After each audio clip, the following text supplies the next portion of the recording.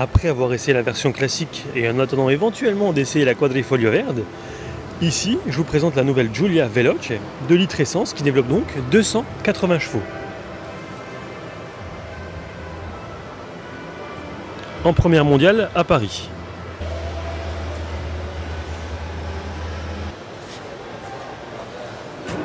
Alpine Vision Gran Turismo 2015, apparu dans le jeu Gran Turismo 6.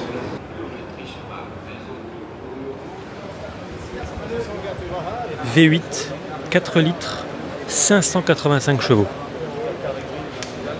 Avec une vitesse maximum de 318 km/h, il faut au moins ça pour la freiner efficacement. Voilà pour l'intérieur.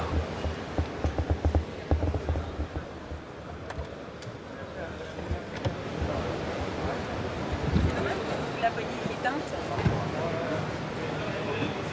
Le coffre. Chez Audi et en première mondiale, la S5 Sportback.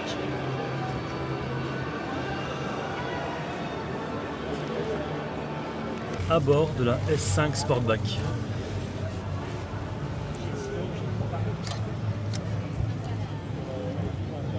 Audi RS7 Concept. Un look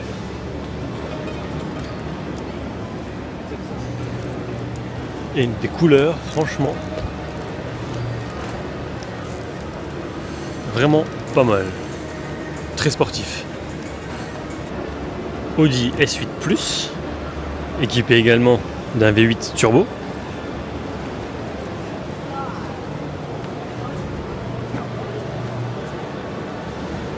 Et voilà pour l'intérieur. On va s'installer à bord.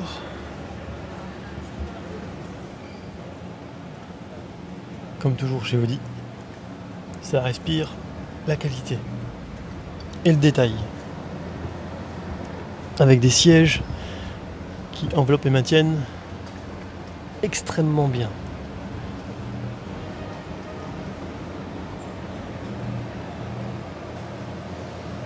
Petit détail que les mélomanes apprécieront, le volet sonore, qui côtoie le nouveau Q5 équipé ici de 2 litres turbo avec 4 roues motrices.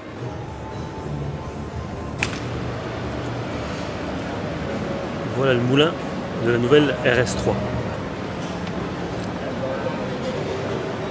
Voilà pour l'arrière.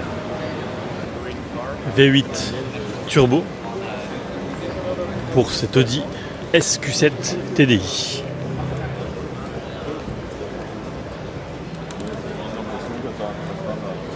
On va passer à l'intérieur.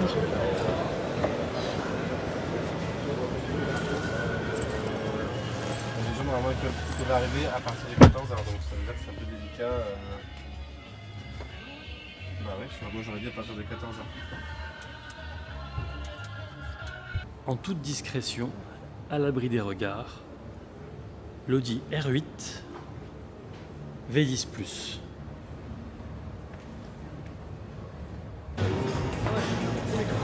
Et la voilà dans sa version cabrio. Juste derrière la R8 que vous venez de découvrir en cabriolet, un monstre de puissance, l'Audi R18.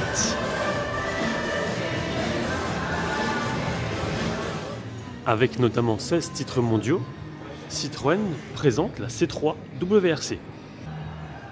Voilà pour une petite vue arrière rapide.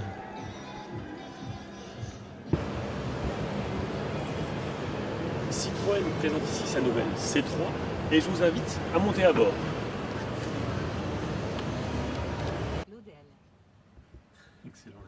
Au mondial de l'auto à Paris, Dacia présente 4 modèles restylés.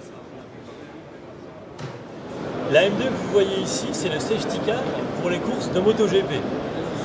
C'est dommage que les petites lumières qui clignotent de partout soient éteintes, mais franchement, c'est pas mal. Avec en fond, un monstre appelé M4 GTS, BMW Concept X2.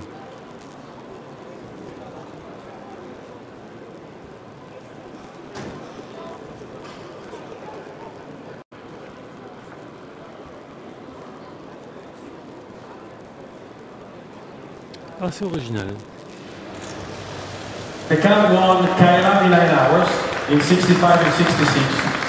And he's delivering some nice elements, like for instance, the seats that are featured in 2 different colors. But many elements on the car are really special and celebrating again the anniversary. It has been now here presented on the F12 Berlinetta. It's inspired by the 250 GT Berlinetta short wheelbase, wide steering, because this car was driven by Stirling Moss and won 3 times in 1961. So a livery with a big history. Why the Schumacher? Because the liveries that have been applied to the 488 takes inspiration from the F2003 GA, the car that was driven by Michael Schumacher that won both the championships. Tout ce que vous voyez ici fait partie du programme TaylorMade, donc concrètement, ce sont des voitures à la carte, personnalisables. Cette version intitulée Michael Schumacher dispose de pas moins de 670 chevaux.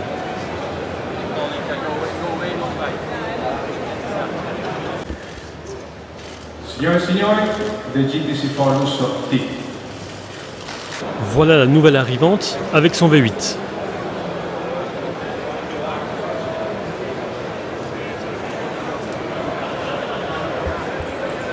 Voici une série spéciale pour une couleur qui l'est tout autant. Et on poursuit avec la Ferrari Aperta, juste ici.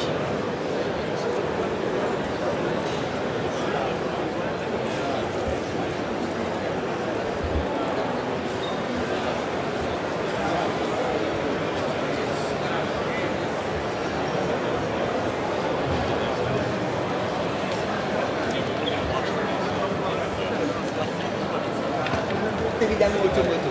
Oui, c'est gentil. Je vous embrasse tous. On va aller amuser-vous bien. Que forcément noir en fait, mais qui va se voir en fait sur les. Bon, c'est vrai que c'est magnifique et On a beaucoup à faire, l'idée c'est d'aller vite.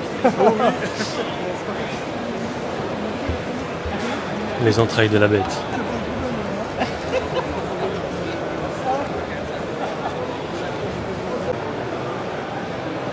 Une couleur très spéciale qui lui va pourtant à ravir.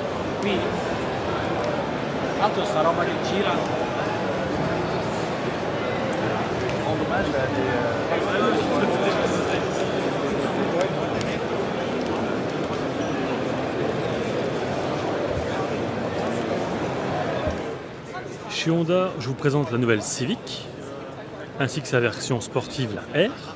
Voilà pour l'arrière, qui pour le coup tranche avec sa devancière.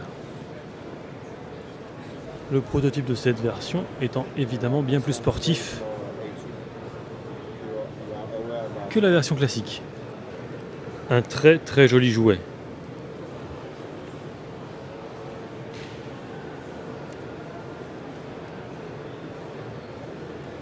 Une ligne vraiment sublime.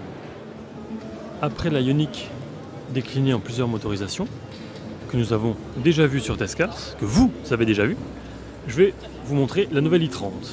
De face d'abord, de profil ensuite. On va faire un petit tour à l'intérieur. Nouveau volant, système de divertissement également. Ici on retrouve petite option, le toit panoramique. Et je vous propose de passer donc, comme d'ordinaire, à l'arrière. Et voilà, maintenant on va s'attaquer aux sportives de la gamme. La RM16 est le fruit de 4 ans de développement pour adapter certaines choses aux véhicules de tourisme de la gamme. Ici, elle est équipée d'un 2 litres qui développe pas moins de 300 chevaux.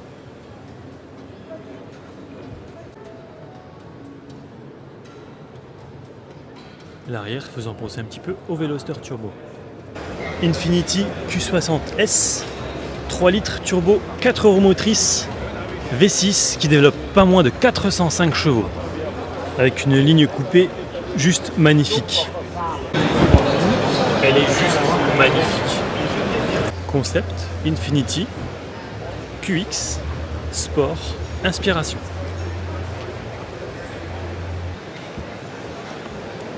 Et voilà donc pour l'intérieur.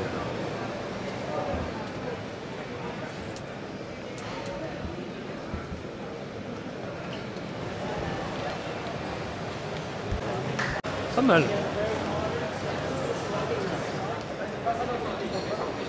Petit tour chez Jaguar avec cette Formule 1.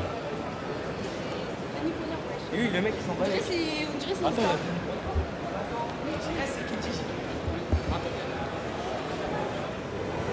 En première mondiale à Paris, la nouvelle Kia Rio.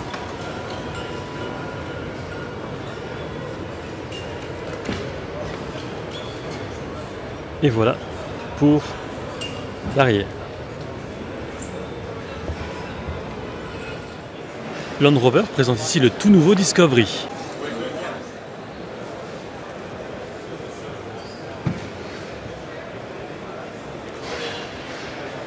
Et voilà pour l'arrière.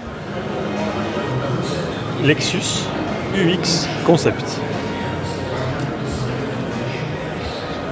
La nouvelle Lexus LC500H est équipée d'un moteur 3,5 litres hybride.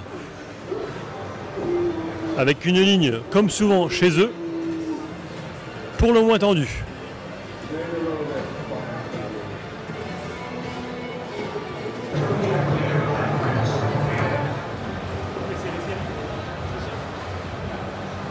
Petit tour d'horizon entre AMG et Mercedes.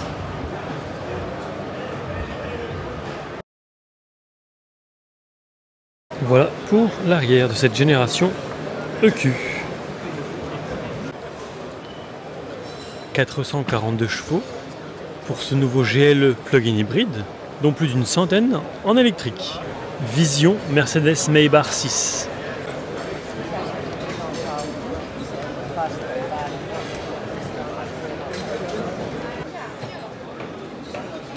C'est long, très très long.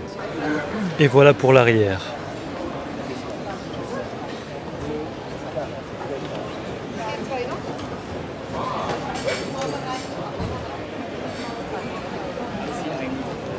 Un style impressionnant. En première mondiale à Paris, le GT PHEV Concept Ground Tourer.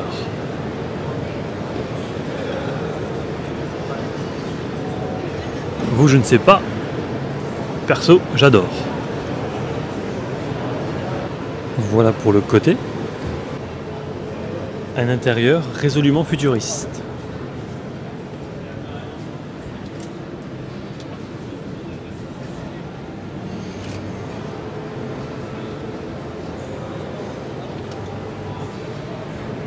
Imposant et vraiment massif cet arrière. Restylage de la SX, mais aussi un concept d'un crossover tout électrique.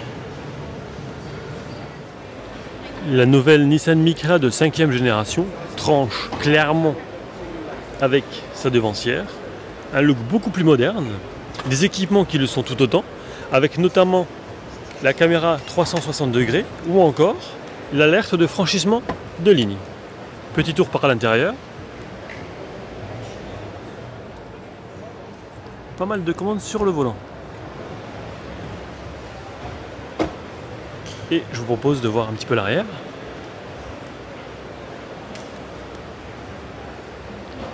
On va s'attaquer désormais, on va passer à Godzilla qui est juste au fond. Si la version normale démarre à 99 900 €, cette version qui développe pas moins de 600 chevaux s'affiche, quant à elle, à 186 000 €. Voilà l'intérieur de la bête. On passe brièvement à l'arrière. Chez Opel, je vous présente ici la Karl Rox, au style un petit peu baroudeur.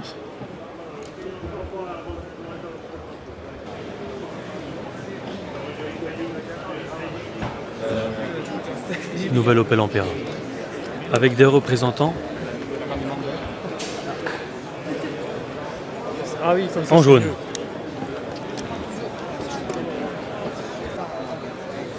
Et je vous propose de passer à l'intérieur du véhicule. Voilà donc pour l'intérieur de cet Ampera.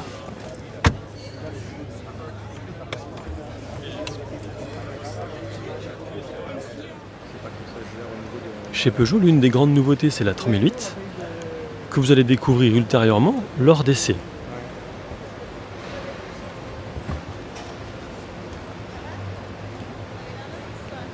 Nouvelle signature lumineuse, et on passe à la version un petit peu plus grande, la 5008. Voilà donc pour le nouveau Peugeot 5008. Nouvelle face avant, assez agressif, c'est pas vilain. Et voilà pour l'arrière.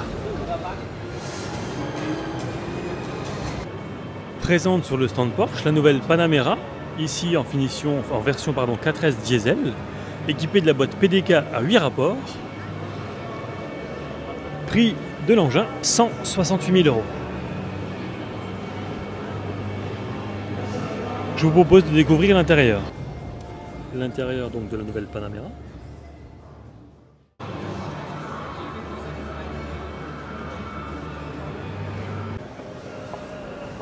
Après la Panamera, je vous présente la 919 hybride, ainsi que la 911 GT3 Cup, qui dispose de pas moins de 485 chevaux.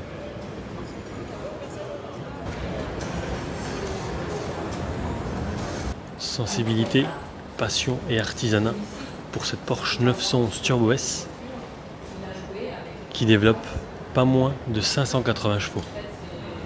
Le moteur, la cylindrée tout au moins étant toujours de 3,8 litres.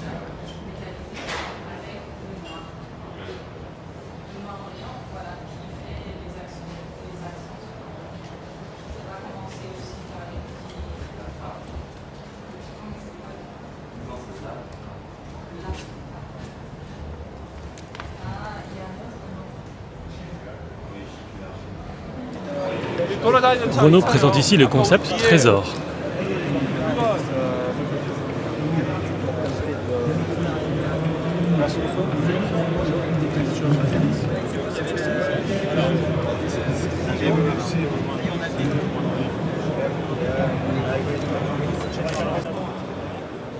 Et voilà pour l'arrière.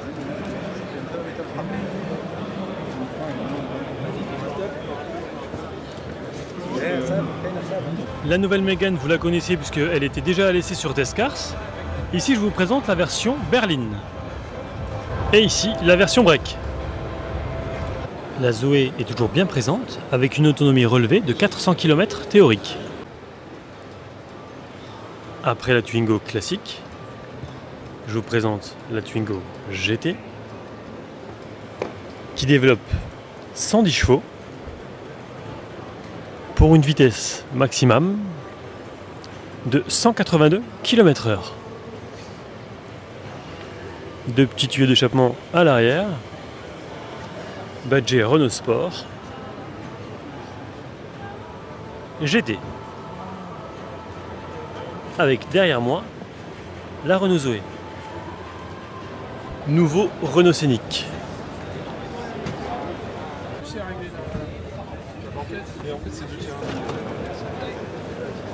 Et voilà pour l'intérieur du nouveau Scénic.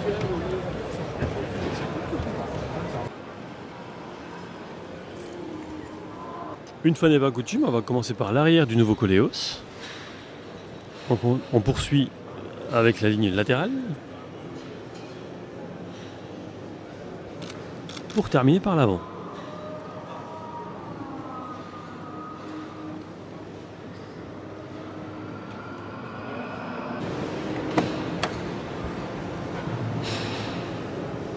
Voilà pour l'intérieur, avec une planche de bord qu'on a déjà vue sur la Talisman par exemple, sensiblement identique. Après le nouveau Koleos, on va s'intéresser à l'Alaskan, ou Alaskan, c'est selon. Si mes souvenirs sont bons, il a été dévoilé en Amérique du Sud, un marché où il y a évidemment du potentiel, en 4 roues motrices, évidemment. Et voilà pour l'intérieur.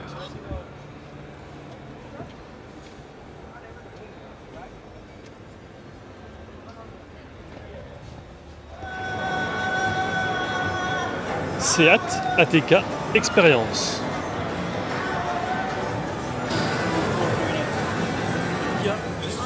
La République tchèque vous présente le nouveau Skoda Kodiaq. Disponible en 5 ou 7 places. Voilà l'intérieur du Kodiaq.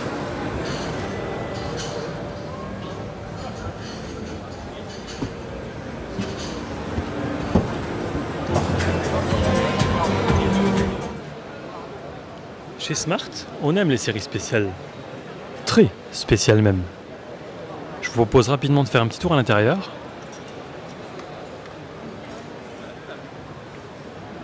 Pour découvrir un ensemble assez étonnant. Smart 2 places électrique, qui plus est cabrio. La Smart 4 places. Et juste derrière, 2 places avec un toit rigide.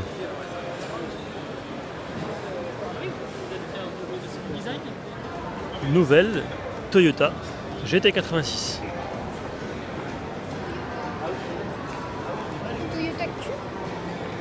On passe tout de suite à l'arrière. Voilà. Et on passe maintenant à l'intérieur du véhicule. Ouais.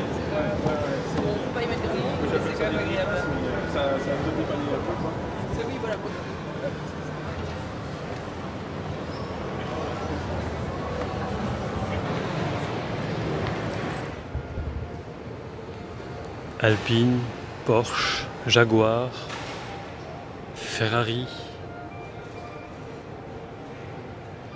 De Tomaso, encore une Ferrari. On poursuit avec des modèles pour le moins rares.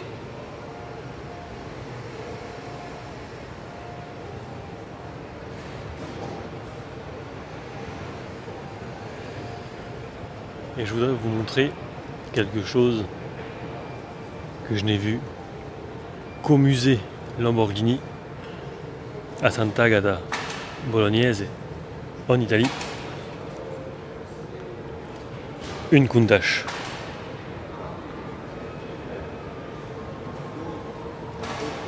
Dire qu'elle est rare est franchement un euphémisme.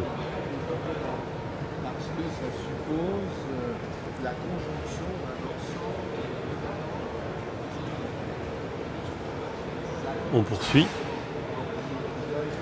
avec quelques Ferrari, plus ou moins modernes. Celle que vous voyez au fond en orange, c'est une Porsche 914 6.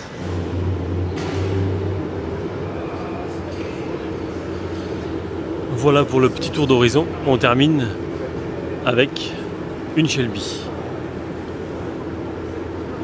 qui est juste là.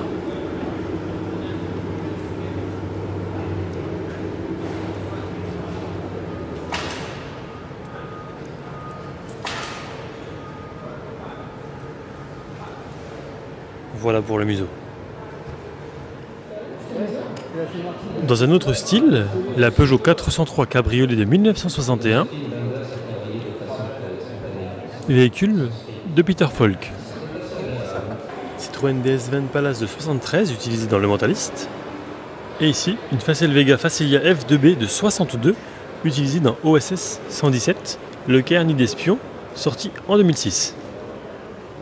Juste à côté, une Citroën 2 chevaux utilisée comme indiqué dans le film James Bond en 1980.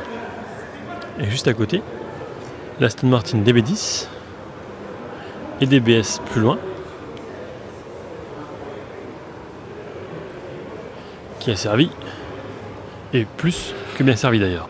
DeLorean DMC12, inutile de vous préciser dans quel film elle a tourné.